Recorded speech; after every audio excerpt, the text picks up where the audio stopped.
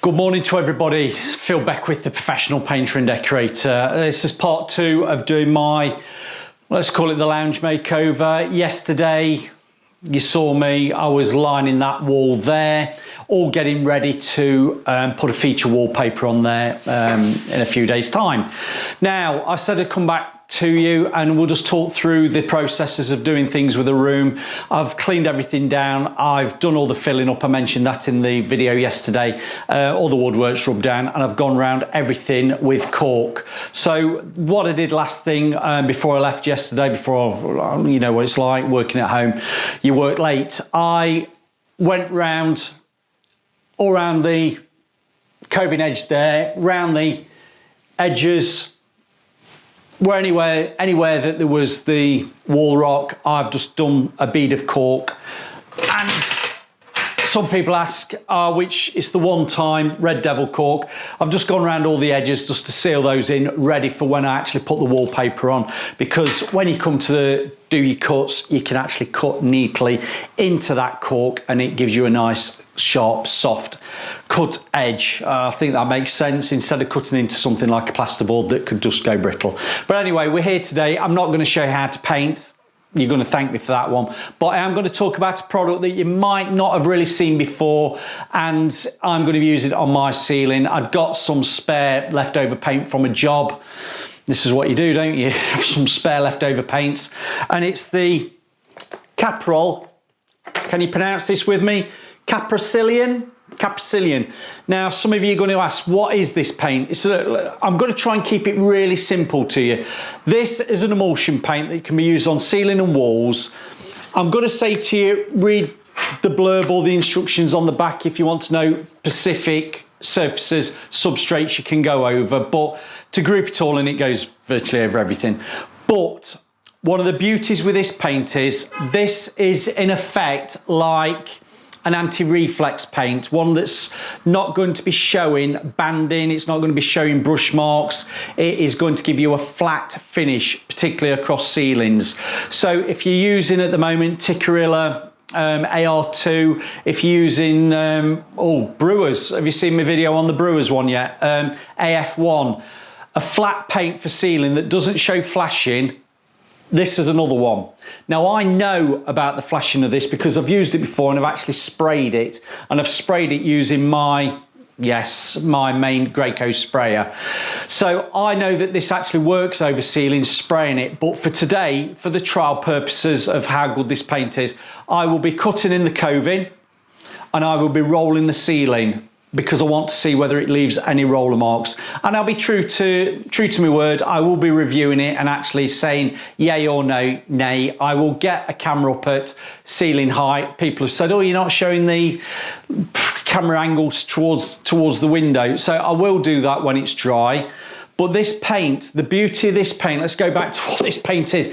It's one of these paints that gives you a bit longer open time. So if you are working with it, if you are cutting in, if you are doing spraying, you haven't got the fear that it's going to dry off on you too quickly to actually start showing that join up overlap banding. This is one of the USPs of this paint. It gives you a longer working time.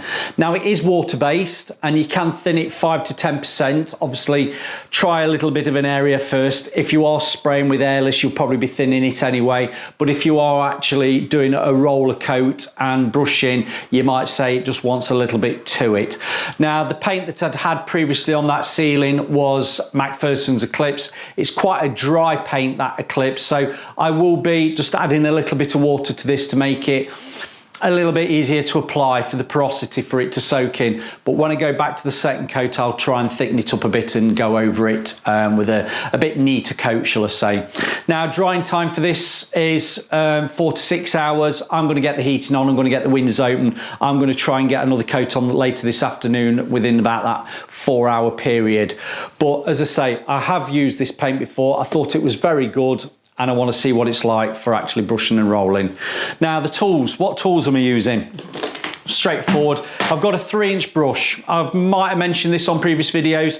This is a brush that I picked up from the P&D show. It's the Monarch Swift. It's the new brush that they're bringing out quite soon. When you're watching this video, it already might be out, but I was privy to get one of these sooner rather than later. It's the red tips. Can you see how nice those red tips are? If that was my hair, oh, how good would I look?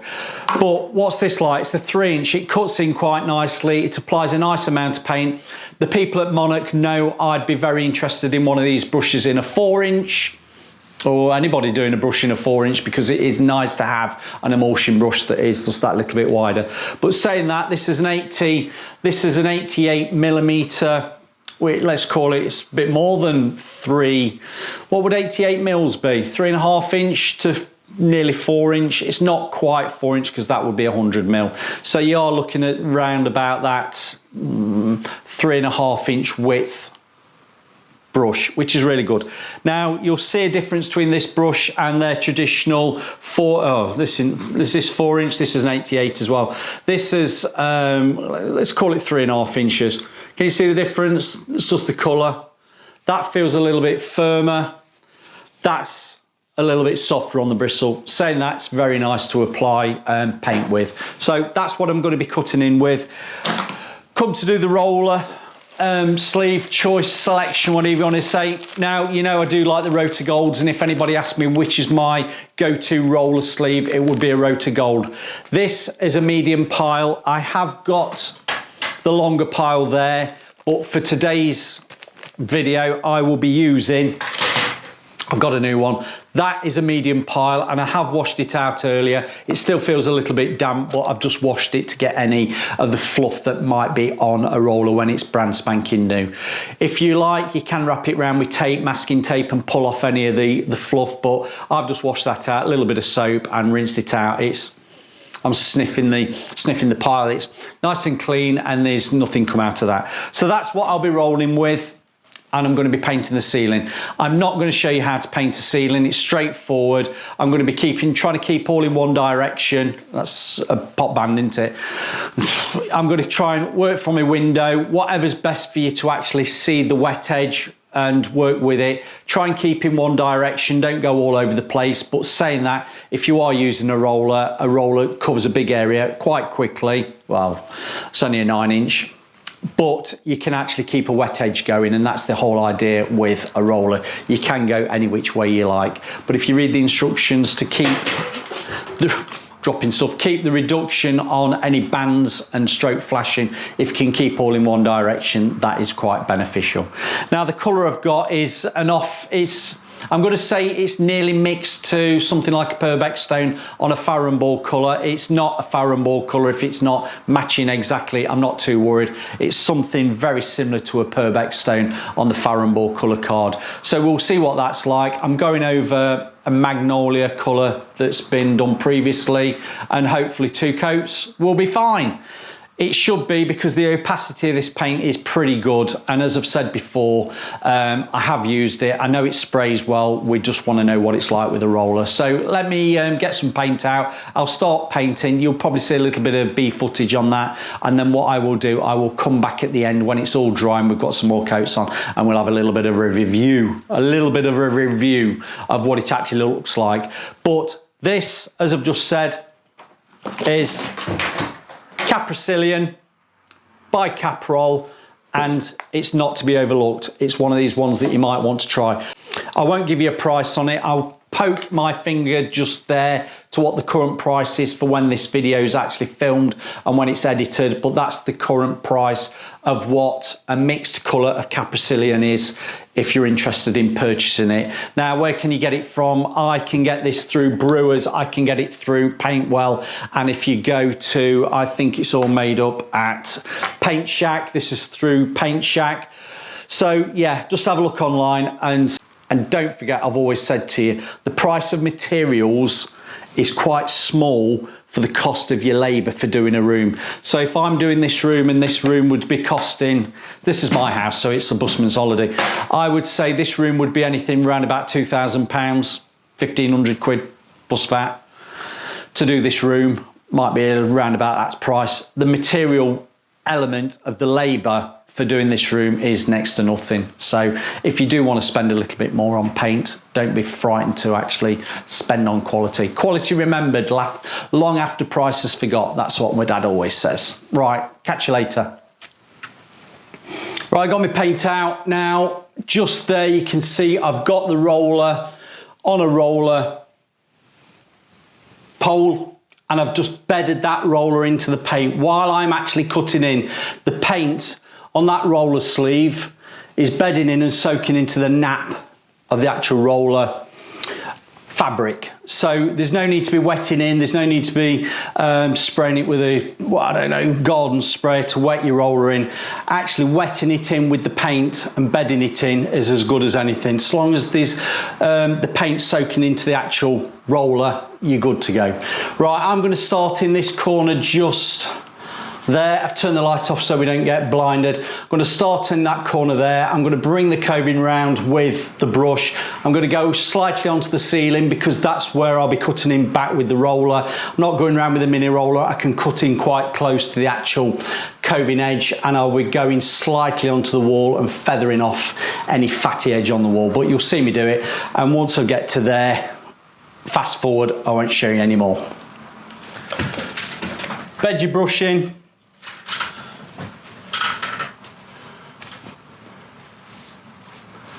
If you've got any filler areas, you can just touch in those with your paint beforehand. I've gone around all the coving with cork, as I've said before, and you know what? I can tell how dry this surface is that I'm painting over.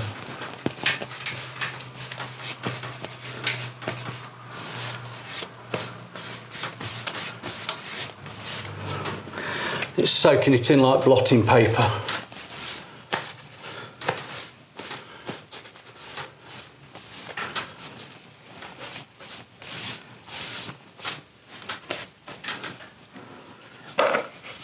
You're going to say probably what colour my wall's going to be. They're going to be a paler grey version of this Purbeck stone.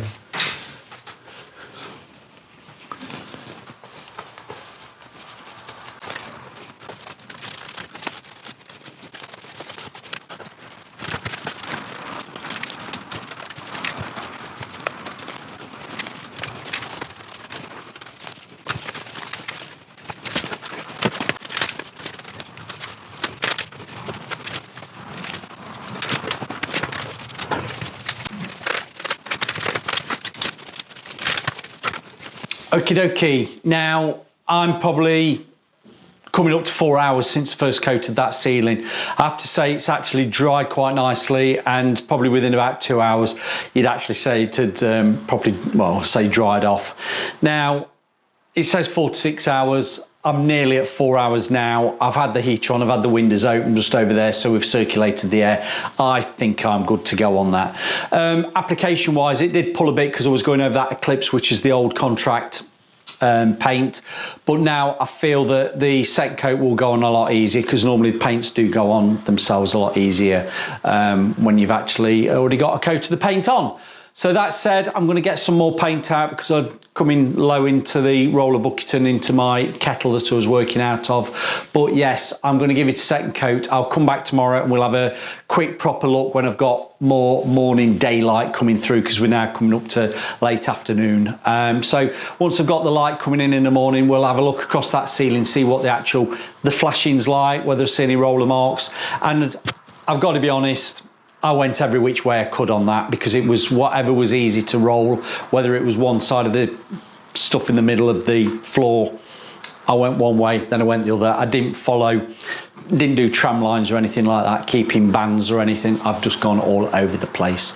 So yeah, I'll get some more paint out. I've got a few little bits of skins that I can just see on the ceiling, so I'll just nib them off. I'll just go over the ceiling like that, just see if there's any bits that I need to just take off that were probably skins off the side of the tin of paint. But other than that, I'm ready to go, and I will see you tomorrow. But so far so good, and I'd even say you probably nearly go and get away with one coat. The opacity of that's been very good. So see you tomorrow. Hello and welcome back. We're on to the conclusion. If you're watching this on the timestamp, this is the conclusion. Let's just talk about this paint. It is a bit of a hard wearing all round paint. I'm not going to put it on the lines of a proper, I'll say proper in inverted commas, durable matte finish, but it is it isn't a cheap contract mat, so don't think of it as being cheap and cheerful. You wipe it with a damp sponge and it comes off on you. It's not that sort of paint. It is a little bit more than that. But I'm going to just give you some of my thoughts. Right, let's washing out. What was it like washing out? Roller, that's the Rota Gold medium part, washed out really nice, no problems with that. And that lovely Swift Monarch, you know, these new brushes that are, they're probably already out now by the time you're watching this video. The Swift Monarch brushes with those lovely red tips, they're probably like flame, aren't they? That washed out, a treat, no issues there. So the paint and bristles, brushes, rollers washed out fine. Where I have got a little bit of an issue, I don't want to say it's the paint, probably a bit user error. My ceilings previously, I told you minutes ago, seconds ago, I was using Eclipse, which is a contract mat. Very dry surface. Now, I did thin this slightly because I'd got some paint that had got left over from a job, plus I'd got some more paint that was a new tin. It was slightly thinned. I applied it. Brushing it, going round is not an issue one little bit. But when I came to roll it, now this is a medium power roller, I can see orange peel. Now, I know I've been spoilt because I've had a sprayed ceiling before, and if you are using a roller, you do get a tendency to see some little bit of an orange peel on the surface. But that said, thinning your paint should ease it to make it easier to apply. Now, on the second coat, I did add a little bit more water to it just to help it, because I thought I don't want to add double orange peel. Do you know what? I can see it because I'm looking for it. Actually standing in the middle of the room, looking at the surface, looking across the ceiling, you don't notice it. But I'm going in with a critical eye, and if you're a professional painter and decorator, you might be also spotting it and go, oh, a little bit orange peely. So what I would say to you is, just try the paint out, and if it needs a little bit more water, it does say 5 to 10%, and I would probably be saying to you, if you are actually spraying it, you'd probably put a little bit more than that. But just depending on your surface, depending on your substrate, you might want to dilute to taste accordingly. But I'm going to say, that said, it still looks a fantastic ceiling. I'm going to get the camera up there so we can have a look at, see if there's any banding or any flashing. I've not seen any, but we're going to get up close and personal with the ceiling. But how did I roll it for the final coat? You know, I said first coat you can get it on any which way, so if I was going left to right, right to left, it didn't matter. When I came to doing the final coat, I'm going to say to you, you can just keep with one direction. So I worked from the window, which is there, and I worked all the way across, did it in sections, brought the ceiling across in a quarter at a time. So bit there, bit over there, and round the light. So I did actually bring it all in bands, if that makes sense, in sections. So that was good. One thing I did notice, I'm just thinking about what I've seen, what I can remember. My tin that had already got started, because it's probably been on the van, it's been in the workshop, the sides had got, let's get rid of that. The sides had gone a little bit skinned, and mixing it in, I got a few little bits of skin of the paint off the side of the plastic into the paint. Now, what I've done with the new tub, I've actually marked on the top with a question mark bits in it. So the next time I come to use that, I will strain it just in case there is anything in it. But that's probably what a lot of people would do anyway. But all in all, that ceiling colour I do like. I do like the finish. It is a flat matte finish, as it says on there. It is actually a nice paint to apply. Just be mindful of that, thinning it if you need to thin it a little bit more. But I think it's a win for me. I do like it. I'm going to say to you, try it. I did tell you a bit earlier on, you can get it in 12.5 litre tubs. These are actually 5s. So there is that versatility of having a 5 or a bigger tub if you are doing spraying. So let's do the up and close and personal. We want to talk about what's it's there for. Is it an anti-reflex paint? And without getting on the steps there and looking across the ceiling back towards the light, we won't know. So let's go and do that now. Starting off looking back from the actual window, which isn't where you'd actually normally see much flashing. Now I'm going to work my way around, turn off the light, and we'll have a closer look at looking back towards the actual main source of light. Now I don't know whether you can see, Let's turn the lights back. This wasn't a brilliantly plastered ceiling first time round. Can you see the undulations there? It's troweling marks. If you were inclined to actually use a roll-on plaster to improve the ceiling, you could do, but as I said, this is my house. Nobody's going to be looking at that. I notice it because I do look at it, because I'm looking at that sort of thing anyway. You can probably just see the shadowing of the trowel marks from the plasterer. Let's just say I had a very good price on the plastering when I had the house done, so I can't grumble too much. You just see marks around there. But let's try and go across the ceiling and see what we can see. Can't really see anything with the light. I'm going to go really close and see this orange peel. Can you see that? I mean, we are really close at that. It's virtually macro lens. So we have got an orange peel because we've used a roller. It was a medium pile. If I'd used a longer pile, would it be improved or would it be not really much different? I'm not sure, but as I say, I am very close. Look how close my finger is to that. Actually, from the floor looking up, it doesn't look as bad as that. But get close, you do see it. So that is what we call orange peel. And I'm going to say it again so nobody's going to say, oh, that's rubbish. That is very close up. Right, let's get this light off and see what it's like looking back towards the main window. Here we are, we're looking across the ceiling. Again, we are looking very close up at ceiling height. Am I seeing anything untoward? No, I'm not. I'm going to go across to the actual coving where we've cut in around with a brush there. I'm not particularly seeing any difference between brushing and then cutting up with the roller just there. We're not seeing anything flashing there. I can see, and I don't know how well it's showing up on here, I can see where trowel marks are more prevalent, you know the word I mean. They're showing up more so than actually roller banding. I would actually say that is acceptable for an anti-reflex type of matte ceiling paint. It's not showing any flashing. I can see it there. Plaster trowel marks just there are showing up more than what I'd expect. Are showing up more than what I'd be expecting for roller marks. If I get a little bit closer, can I see anything? I'm seeing board joints, bad plastering, and I'm coming across the ceiling. Do you know what? I'm not seeing anything untoward on that. Are you?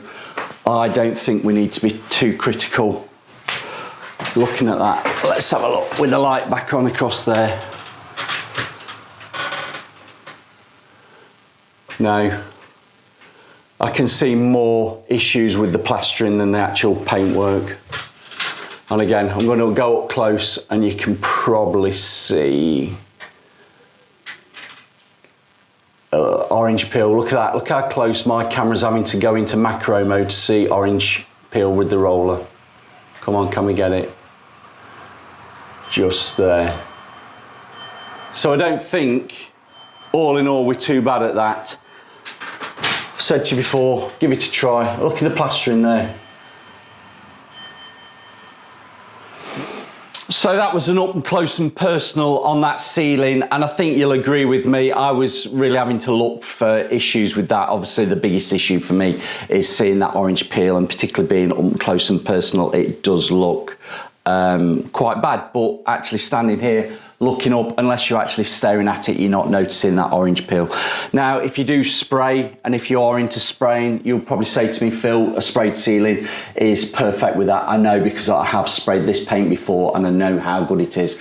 And yeah, it was a sprayed ceiling before, so I was really spoiled. So on that note, thank you for listening to me. I'm going to say thank you to those that are giving me the super thanks and buy me a coffee. It's much appreciated. It's not going unnoticed, and it does help me when I have to buy my tins of paint and bits and pieces that go to help produce and put this channel together. So see you on the next one.